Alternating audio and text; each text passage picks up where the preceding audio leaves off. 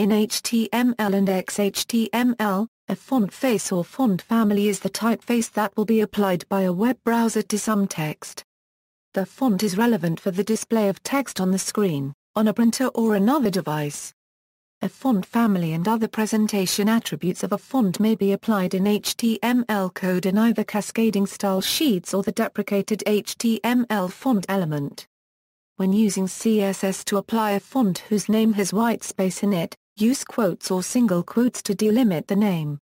In CSS, a font family consists of a set of related fonts, grouped as font families. For example, the Times family includes different font sizes, styles, and weight. The web browser will only be able to apply a font if it is available on the system on which it operates, which is not always the case. HTML code writers may list in preferential order font families to use when rendering text. The font list is separated by commas. To avoid unexpected results, the last font family on the font list should be one of the 5 generic families which are by default always available in HTML and CSS. In the absence of a font being found, the web browser will use its default font, which may be a user-defined one. Depending on the web browser, a user can in fact override the font defined by the code writer.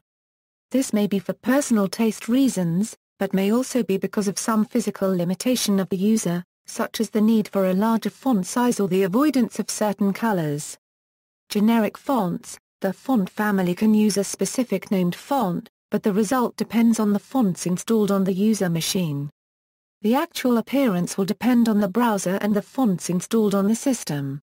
A default installation of Firefox on Microsoft Windows, for instance, always displays serif and Times as Times New Roman, and sans serif and Helvetica as Arial.